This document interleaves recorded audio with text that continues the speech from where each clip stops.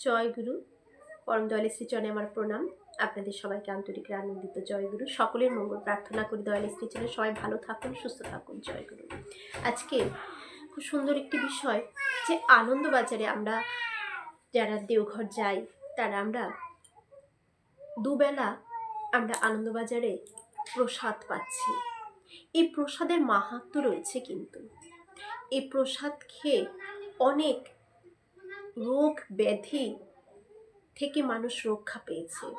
কিন্তু প্রসাদ রূপে যদি আমরা ভক্তি সহকারে এই আনন্দবাজারের প্রসাদ গ্রহণ করি, আমরা অনেক কিছু রোগ থেকে কিন্তু আমরা রেহাই পেতে পারি।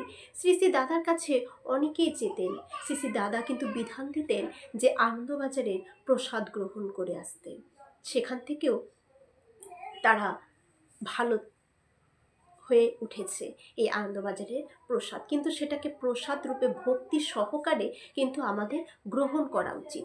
আমরা অনেকেই কিন্তু দেখে থাকি যে আনন্দবাজারে প্রসাদ যখন গ্রহণ করে তখন তারা বাইরের দোকান থেকে আচার, চপ এসব নানান জাতীয় খাবার নিয়ে থাকে। তার মানে কি, তাদের ওই প্রসাদটা, তাদের মনটা তার ভরছে না। ওই ডাল ভাত শুধু দিচ্ছে প্রসাদে, ওই ডাল ভাত খেয়ে তাদের তৃপ্তি হচ্ছে না, তাদের ওখানে কিন্তু ঘাটতি থেকে গেল। আমার প্রিয় পরম, যিনি আমার মঙ্গল চান, তার কাছে গেছি, তিনি আমাকে যা দেবেন সেটাই যদি আমরা, ওই একটা বাণী আছে না, সন্তোষে সুখ, সেই সন্তোষটা যদি আমার ভেতরে তৃপ্তি না আসে, তখনই কিন্তু আমরা এই ভুলগুলো করে থাকি। তাই কখনো যদি কেউ কখনো নিয়ে থাকেন, একটা কথা, এরপর থেকে যখন কেউ দেওঘর যাবেন, কখনোই আনন্দবাজারে বাইরের থেকে আচার, চপ এসব কিনে সে প্রসাদকে অমান্য কিন্তু করবেন না। এই প্রসাদের মাহাত্ম্যটা যারা বুঝতে পারে না, তারাই এই ভুলটা করে বসে।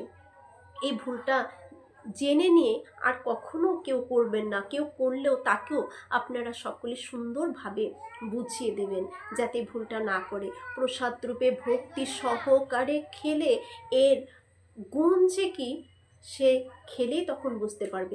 এখন এই আনন্দবাজার প্রসাদে ঠাকুরের একটা সাবধান বাণী আছে, কিন্তু সেটাকে আমরা জানি যে ঠাকুর আনন্দবাজারের প্রসাদ যে আমরা গ্রহণ করতে চাই, ঠাকুর কি সাবধান বাণী দিলেন সেই প্রসাদ গ্রহণের ক্ষেত্রে। আসুন আজকে সেই বিষয়টাই আলোচনা করব। যে আমরা যখন, যেমন ঠাকুরের খাবার দাবার নিয়ে বলেছে যে কি খাবো, কেমন করে খাবো, কতটা খাবো, সব দিকে তীক্ষ্ণ দৃষ্টি ছিল কিন্তু আমার পরম দয়ালের। যে কালে যে খাদ্য মেলে স্বাস্থ্য সাথে মিল রেখে এমনভাবে খাবি কিন্তু শরীর যেন ঠিক থাকে। যে সময় যেই সবজি ফল যা পাওয়া যায় সেই সময় সেগুলো কিন্তু ঠাকুর খেতে বলেছেন। এমনকি আমরা যখন কেন্দ্র দেওঘরে আনন্দবাজারে মহাপ্রসাদ গ্রহণ করি, তখনও আমাদের মাত্রা জ্ঞান থাকে না। তাই অনেক পাতেই ভুক্তা বৈশিষ্ট্য ভাত ও তরকারি অনেক পরিমাণে নষ্ট হতে দেখা যায়। এটাও দেখা যায় যে প্রচুর পরিমাণে নষ্ট হচ্ছে, ফেলে দিচ্ছে, প্রসাদ ফেলে দিচ্ছে।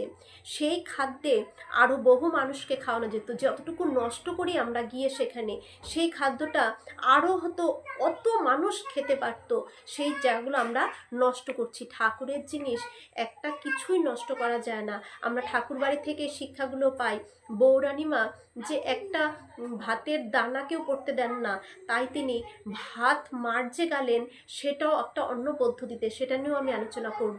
সেই পদ্ধতিতে তিনি ভাত মার গালাটাও আমাদের শিখিয়ে দিয়েছেন, যাতে একটা ভাতের দানাও নষ্ট না হয়। তিনি বলেছেন একটা ভাতের দানাও ঠাকুরের, এটাকে আমরা নষ্ট করার অধিকার আমাদের নেই। তাহলে অতগুলো প্রসাদ আমরা কিভাবে আনন্দবাজারে নষ্ট করব? তাই ঠাকুর কি বললেন, সেই প্রসাদে তারা অনেক, এই যে প্রসাদগুলো নষ্ট হলো, সেই প্রসাদ খেয়ে অনেকেই, অনেক ভক্তি প্রাণ যারা রয়েছে তারা হয়তো সেই প্রসাদটা পেত।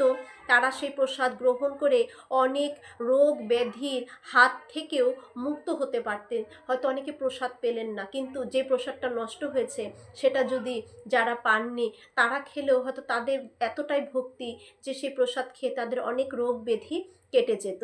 এ ব্যাপারেও ঠাকুরের সাবধান বাণী। ঠাকুর কি বাণী বললেন? আনন্দবাজারে খাস যদি তুই ন্যায্যর বেশি খাবি না, বেশি যদি দেয়ও কেউ তোয় কিছুতেই তার নিবি না। কি বললেন যে আনন্দবাজারে খাস যদি তুই, আমরা যদি আনন্দবাজারে গিয়ে খাই ন্যায্যর বেশি নিবি না। আমি যতটুকু খাবো ততটুকুই যেন নেই, বেশি যেন না নেই। যতটুকু দরকার ততটুকুই নেব, এর থেকে বেশি নেব না। যদি বেশি যদি দেয়ও কেউ, কেউ যদি আমাকে বেশি দিতে আসলো তবু যেন তাকে আমি বাধা দেই, তাকে যেন সেটাকে বলি যে না আমি এতটুকু খেতে পারবো না, প্রসাদটা নষ্ট হবে, আমাকে পরিমাণে আপনি অল্প দিন। কেউ বেশি দিতে এলেও কখনো নষ্ট করতে নেই আনন্দবাজারের প্রসাদ। তাই আমরা এটা মাথায় রাখবো যে ঠাকুর এই সাবধান বাণী দিয়েছেন যে আনন্দবাজারের প্রসাদ কখনো নষ্ট করতে নেই। যতটুকু ন্যায্য, যতটুকু প্রয়োজন ততটুকুই নেব। আর যতটুকু যে প্রসাদ কেউ যদি জোর করে দিতেও আসে, বেশি পরিমাণে তুলে ফেলে, তবুও যেন তাকে আমরা বাধা দিই। কারণ নষ্ট কিন্তু আমরা এটা করতে পারি না ঠাকুরের জিনিস। তারপর ঠাকুর যেখানে আমাদের এটা না করে গেছেন সেখানে তো আরও আমাদের এখন এটা মাথায় রাখা দরকার যে ঠাকুর না করেছেন এই প্রসাদ কিন্তু আমরা নষ্ট করতে পারি না। যে কোনো জায়গায় আমরা যখন ঠাকুরের প্রসাদ গ্রহণ করব পরিমাণে আমরা অল্প নিব যাতে নষ্ট না হয়, একটু পেট কম ভরুক কিন্তু ঠাকুরের প্রসাদ যাতে নষ্ট না। আর প্রসাদ এটুক খেলেও তৃপ্তি হয়ে যায়। তাই প্রসাদ কখনোই কিন্তু নষ্ট করবেন না। ঠাকুর বারবার এই বাণীটি সাবধান বাণী আমাদের এটা দিয়েছেন যে আনন্দবাজারে খাস যদি তুই ন্যায্যর বেশি খাবি না, বেশি যদি দেয়ও কেউ তোয় কিছুতেই তার নিবি না। কিছুতেই যেন আমরা প্রসাদ বেশি নিয়ে নষ্ট না করি, যাতে আমি যেটুকু নষ্ট করছি সেটা আরেকজন খেতে পারবে, তাদের অন্যরাও যত প্রসাদ পায় সেদিকে আমাদের খেয়াল রাখতে হবে। আর কোথাও যদি প্রসাদের পরিমাণ এতটুকুও পাওয়া যায় সেখানেও তৃপ্ত থাকবেন যে আমাকে কম দিল, এই ভাবনাটাও মনে আনবেন না। আচার্যদেব সেটাও বলেছে যদি কোথাও ভিড়ের মধ্যে গিয়েও যদি আমরা প্রসাদ না পাই, আমরা যেন সেখানে থেকে মন খারাপ করে না আসি বা গালমন্দ না করি, এইসব যেন আমরা না করি। আমি পাইনি কিন্তু অন্যরা তো পাচ্ছে, সেটা দেখেও যেন আমরা তৃপ্তি লাভ করি। এতেও কিন্তু আমার মঙ্গল, ঠাকুর খুশি হবেন। এতেও কিন্তু আপনার যে কি পাওয়া হবে আপনি জানলেন না, আপনার এর থেকেও পরম পাওয়া হবে, ঠাকুর আপনার দয়া বর্ষণ করবেন। তাই কোথাও গিয়ে যদি প্রসাদ কমও পান বা প্রসাদ না পেয়েও ফিরে আসি, তবু যারা পেয়েছে ওরা তো পেয়েছে, এতেও যদি আমরা তৃপ্তি লাভ করি, আচার্যদেব এতেও আমাদের তৃপ্তি লাভ করতে বললেন।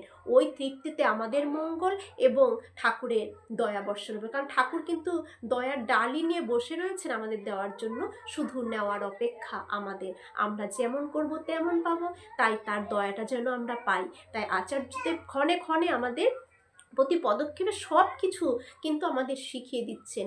দেখুন এই যে অন্যেরা প্রসাদ নিচ্ছে, আমি প্রসাদ একটু কম পেয়েছি বা পাইনি, তবুও আমাকে তৃপ্তি থাকতে বললেন আচার্যদেব, এতেও আমি ঠাকুরের দয়া পাবো। তাহলে তিনি কিভাবে আমাদের সব কিছু শিখিয়ে দিচ্ছেন, জানিয়ে দিচ্ছেন।